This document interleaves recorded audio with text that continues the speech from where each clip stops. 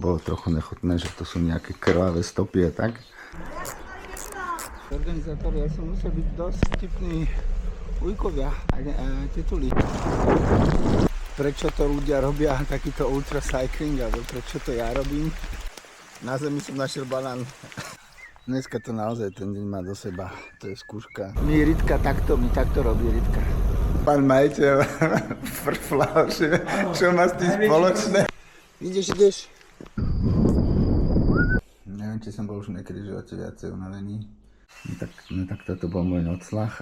Dneska v noci na tejto zastávke super bola, skoro jej nič nechýbalo. Mám tu odkladací priestor, čiže ona je skoro perfektná. Super domček, žiadne svetlo som nešiel, akože jeden z problémov bolo trochu nechutné, že to sú nejaké krvavé stopy a tak, ale ináč tipi-topi. No.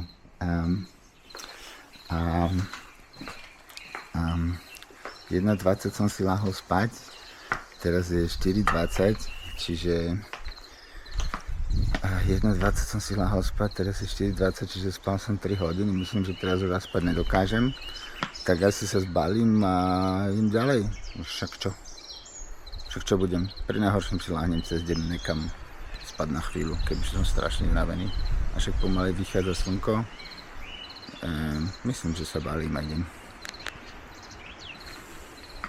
No máme 5:09, to znamená, že mi to trvalo 50 minút, kým som si všetko pobalil, že karimatku, spacák, vankúš, BB bag, všetky veci, prezliec, natrieť všetko, čo treba natrieť.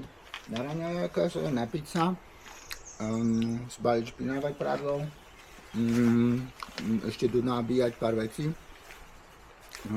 Môžem ísť na to, 50 minút, celkom OK. Osvojím sa potom. No takto to vyzerá tu v Bielých Karpatoch.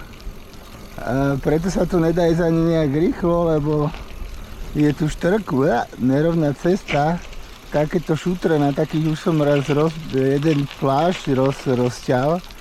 Preto aj nelen, že tu idú brutálne pecky do kopca, ale keď ideš z kopca, tak tiež musíš dávať pozor. Ja idem teraz koľkatkou?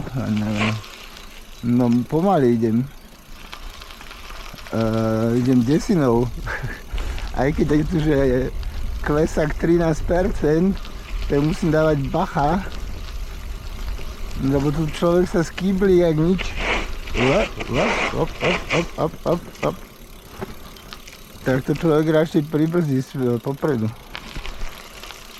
Juhu! Voda! Som sa bál, že zomrem od smedu. Pozor, jak ma málo. To je všetko.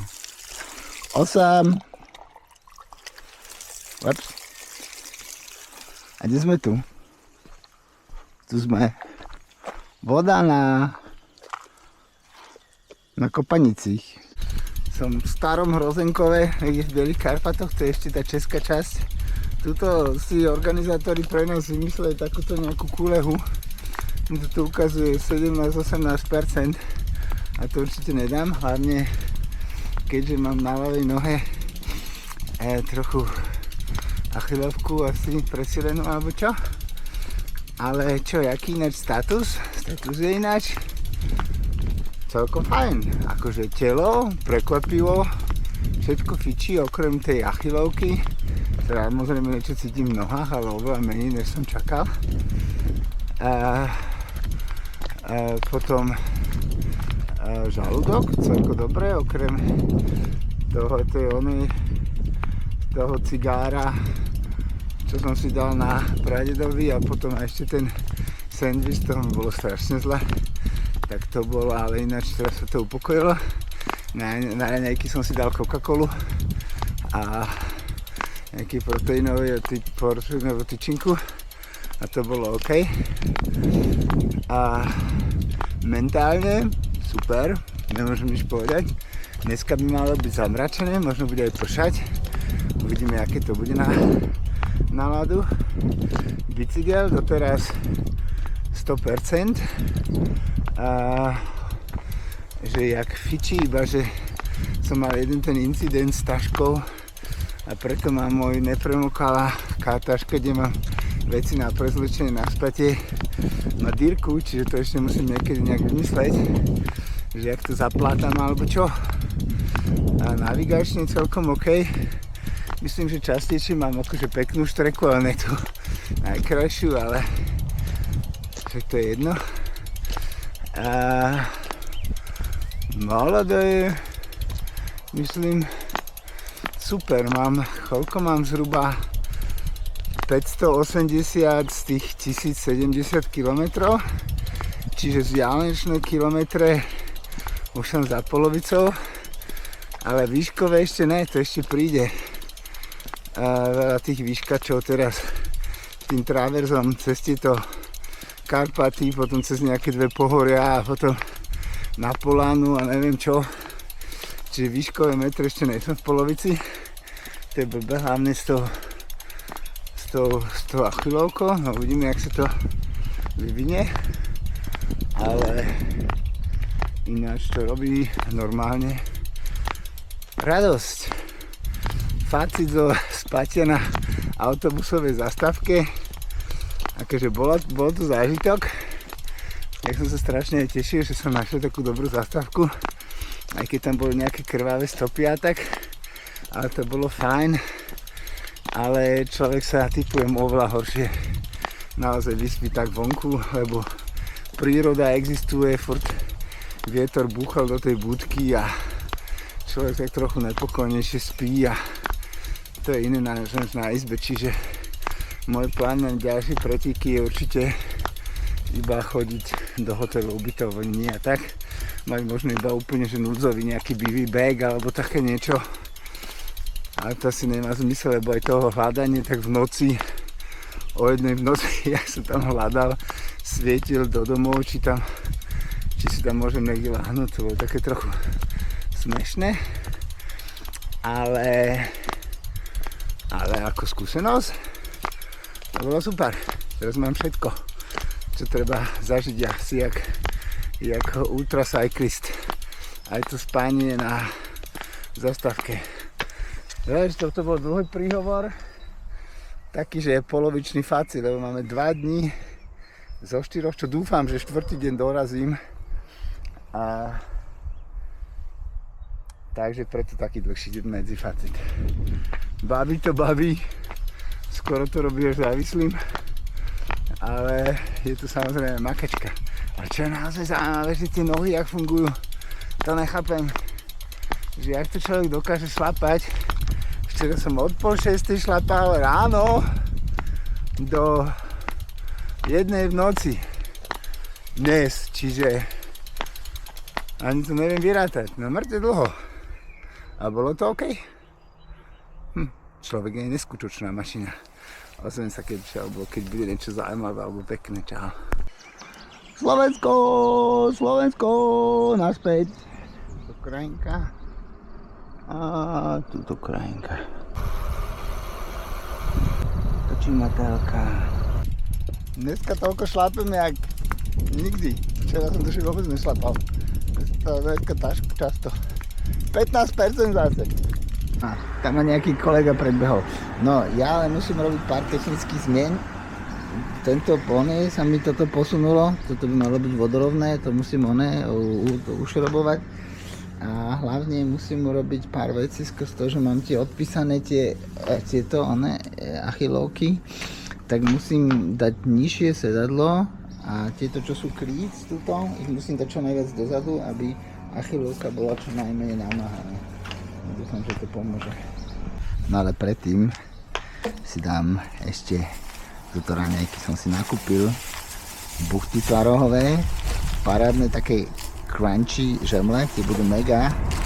Potom všelijaké tyčinky, syrové korbáčiky. A to si dám teraz s rybou.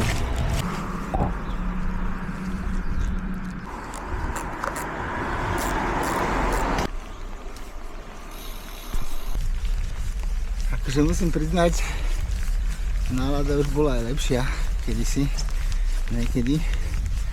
Trochu prší a Som myslel, že byli iba pár kapek, ale to je normálny dažď. Asi tiež zase dobrý test, ale ešte už je skoro 12 hodín na obed. Vyrazil som o 4:30 a ešte sa furt motám tu v tých bielých Karpatoch a toto je iba predposledný kopec. Strašne sa motám.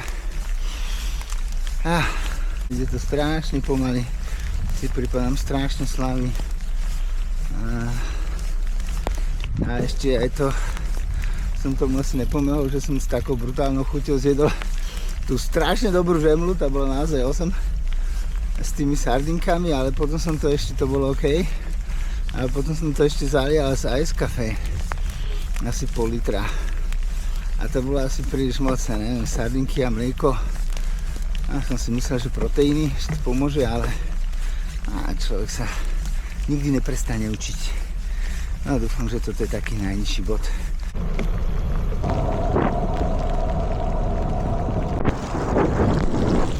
Tí organizátori, ja som musel byť dosť vtipní ujkovia a tituli.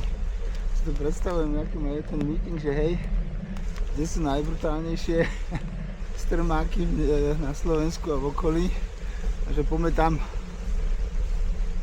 Ale treba priznať, že tie štreky sú naozaj pekné, hej, že nenajdu iba, že strmáky a napríklad jak táto cestička tu hore, to je posledný stupak z červeného kameňa, neviem kam. A na druhú stranu, že potom sa dá zbehnúť na Ilavu, čiže také niečo, ono to je dosť peknúčke. Ale aj tak, peklo. OK, ale it's alright. Za chvíľu som hore ešte posledných 260 výškových metrov v bielých Karpatoch a potom sa ide ďalej. Akože sa mi zdá, že som strašne pomalý, ale asi je to vždycky vec perspektívy. Napríklad tento kolega je asi oveľa pomalší.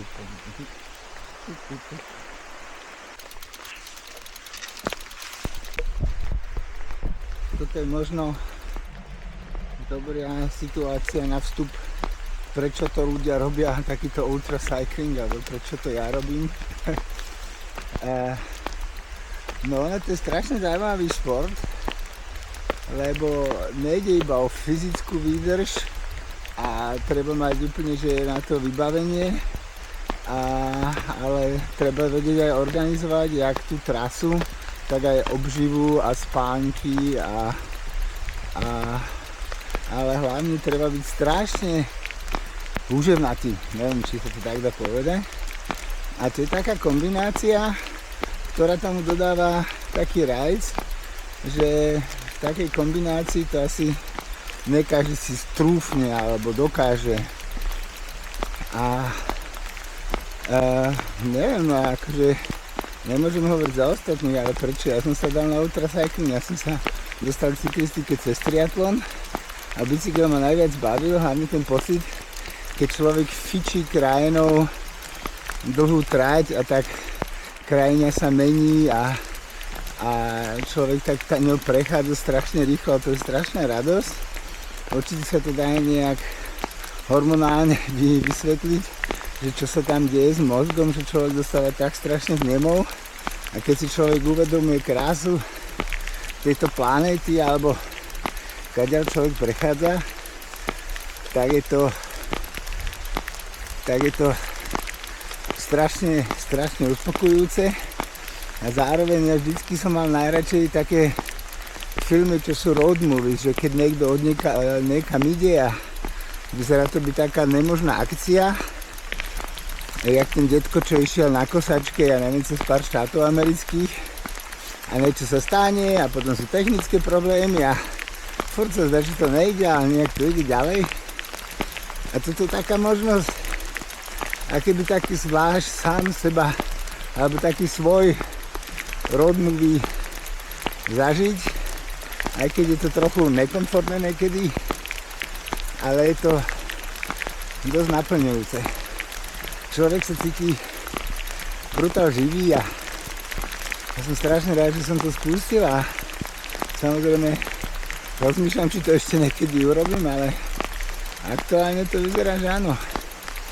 A neviem, či to dokážem dobre popísať, ale to aspoň čo sa v mojej hlave deje, že strašne ma robí šťastným.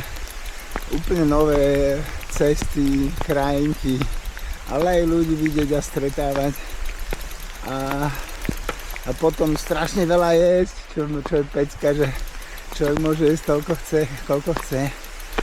A neviem, určite by si to treba tento príhor lepšie premysleť. A to sa teraz vo mne odohráva, keď tu tlačím, ja neviem, 17% stupákom v strede krajiny v daždi. Potom, čo som nejak 3 hodiny spal na autobusovej zastávke vedľa kvapkách krvi cudzej a už mám v nohách, ja neviem koľko, 650 km, neviem. Ale také sú aktuálne pocity. A čo sa mi pošťastilo, na zemi som našiel banán. Nič mu nechýba. To nejaký iný športovec stratil. Ja už som v minulej dedine chcel kúpiť banány, ale strašne zelené potvory tam boli. A čo som to mal nechať ležať, taký parádny banán, to sa strašne zíde. Komu patril, vďaka, pošlite radi alebo komentujte, keď potrebujete naspäť peniaze za to, ale veľmi ma potešili. Díky, čau. Salamandra.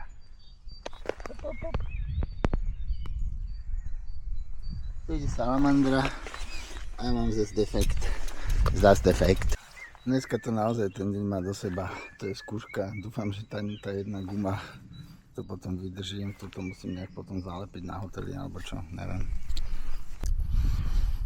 Dážď, achilovka, defekt, Belé Karpaty boli peklo, nenormálne dlho mi to trvalo. No čo, ale teraz fičíme, objednal som si ubytko v Banskej Bystrici, čiže ešte mám v pohode 126 km.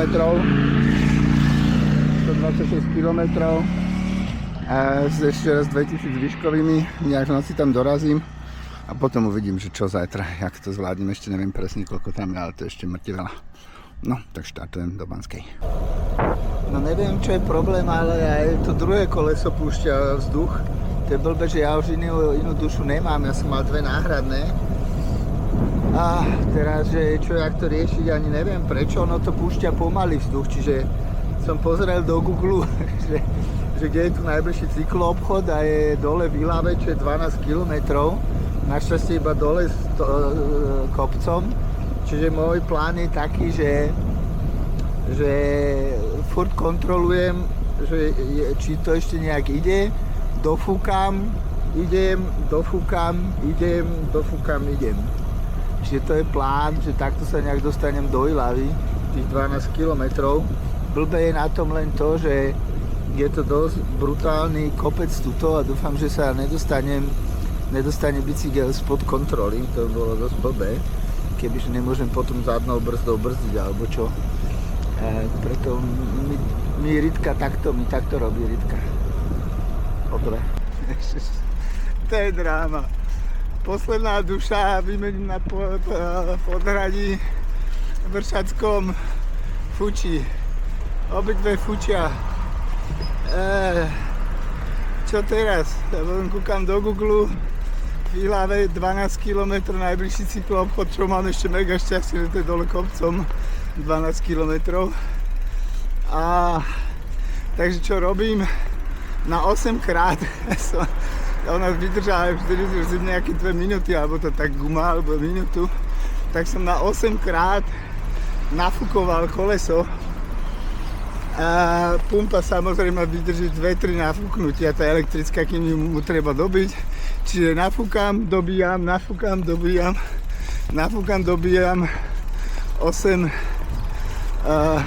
krát a teraz posledných pár metrov som musel dotlačiť.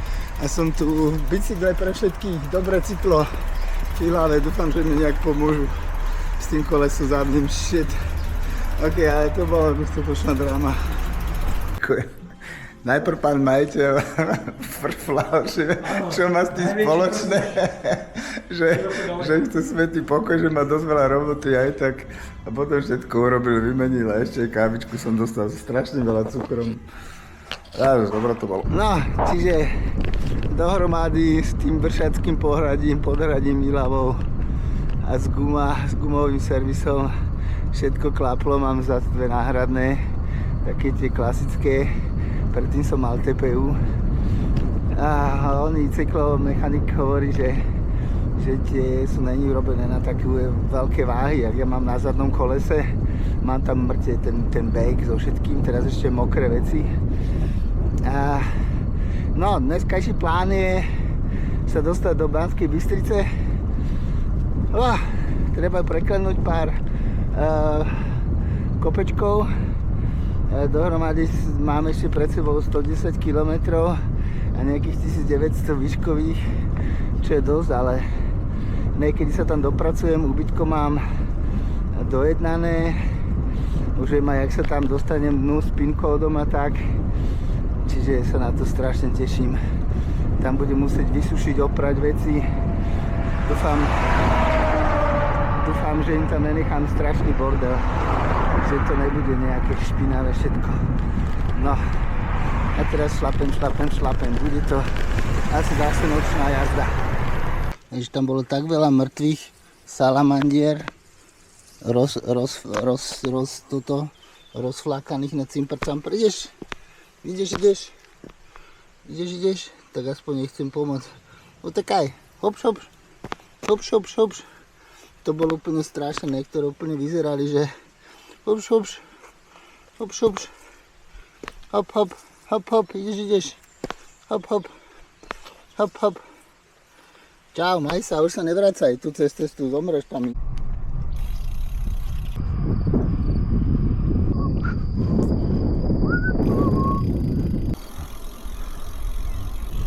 Mám pred sebou posledný väčší výstup dneska. To je nejaký prechod medzi Turčianskou dolinou a Banskou Bystricou, neviem, jak sa to volá.